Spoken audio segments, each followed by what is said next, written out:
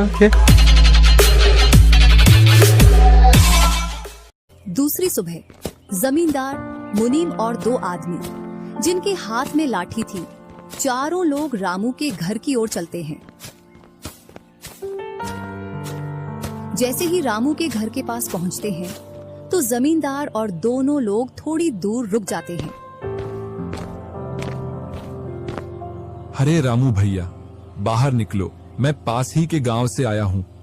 जरूर, जमींदार होगा। मैं आज गेट खोलूंगा ही नहीं। मैं तुम्हारी ससुराल से आया हूँ। तुम्हारे ससुर साहब ने तुम्हारे लिए कुछ रुपए और कुछ आभूषण भेजे हैं, क्योंकि बुढ़ापे की वजह से उनसे यहाँ तक आने की नहीं बन पा रही थी, इस वजह से उन्होंने मुझे भेजा है। इतना सुन रामू के मन में लालच आ जाता है और वे फटाक से गेट खोल देता है। कहाँ है पैसे और धन? क्या तुम्हारा ही नाम रामू है? हाँ, मेरा ही नाम रामू है। कहाँ है धन? यही पास में रखा है, चलो दोनों उठा लाते हैं। वह मुनीम के साथ चल देता। थोड़ी दूर चलने के बाद मुनीम जमींदार जी को बुला लेता है। जमींदार और दोनों लोग रामू के पास आ जाते हैं। लाओ, मेरे पैसे लौटाओ, ब्याज समेत। मैंने आपसे पैसे नहीं लिए। ये ऐसे नहीं मानेगा। अब तुम दोनों के हवाले करता हूँ, तुम चाहे जैसे इससे पैसे निकालो। और दोनों आदमी रामू को लठ से मारते हैं। रामू चिल्लाता हुआ, अरे भाई रुको, अरे भाई रुको, मत मारो, अरे भाई रुको, मत मारो। इधर वह दोनों रामू में दे लठ बरसा रहे थे। तभी राजू गेट खोलकर देखता है तो रामू पर कुछ लोग लठ से वार कर रहे थे। तो वह दौड़कर उनके पास आता है और बोलता है, अरे भाई रुको। इस रामू ने आज से 5 महीने पहले मुझसे पैसे लिए रहे थे। जब लौटाने की बारी आई तो बहाने कर रहा था। कितने पैसे हैं? 2000। रुको, मैं लाता हूँ।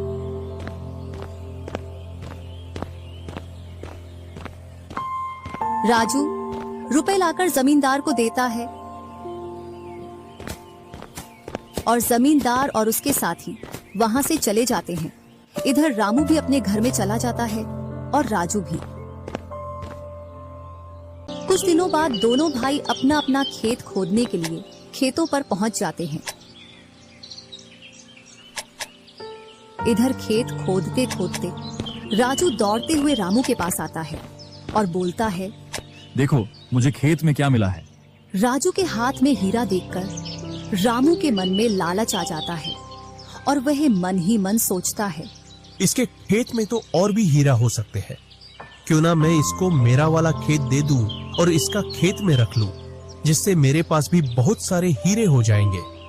मैं क्या बोल रहा था, क्यों ना तू मेरे वाले खेत पर फसल कर ले और मैं तेरे वाले पर। इतने दिनों से तू कम जगह पर कर रहा था। और रामू राजू वाले हिस्से को खोदने लग जाता है।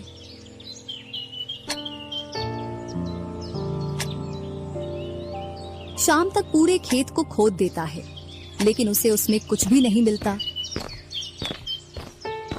और थका हारा घर पहुंच जाता है। आज पूरा खेत खोद दिया, लेकिन फिर भी एक हीरा नहीं मिला, जबकि राजू ने खेत का एक कोना खोदा था, उसमें ही उसे एक हीरा मिल गया। अच्छा, आप अगर ऐसे ही मेहनत करते रहे तो एक दिन आपको भी बहुत सारे हीरे मिलेंगे। बातों ही बातों में रामू की नींद लग जाती है। तब वह बोलता है, आज जैसी नींद मुझे कभी नहीं आई। हाँ, अगर तुम ऐसे ही मेहनत करते रहे तो आपको रोज ऐसी नींद आएगी। और रामू उसे वर्ष राजू की तरह अपने खेतों में मेहनत करता है और दोनों की फसलें बराबर निकलती हैं, जिससे रामू के चेहरे पर अलग ही चमक दिखती है। एक दिन चारों लोग साथ में बैठकर खाना खा रहे थे। क्या सच में उस दिन खेत में से हीरा निकला था? हाँ भैया, निकला था ना। जो आज आपके घर में, उसकी वजह से कई सारे हीरे रखे हैं। इतने में ही रामू की पत्नी बोलती है, वह तो नकली था, आपसे काम करवाने के लिए। इसी प्रकार बातें करते करते चारों लोग अपने अपने घरों में जाकर सो जाते हैं। सुबह होते ही तुम दोनों को राजा साहब ने राजमहल बुलाया है। वह दोनों भाई सेनापति के साथ चल देते हैं। अब पता नहीं कौन सी आपदा आ गई। कुछ नहीं, कुछ अच्छा काम होगा, तभी तो हमें बुलाया है। दोनों राजा के पास पहुंच जाते हैं।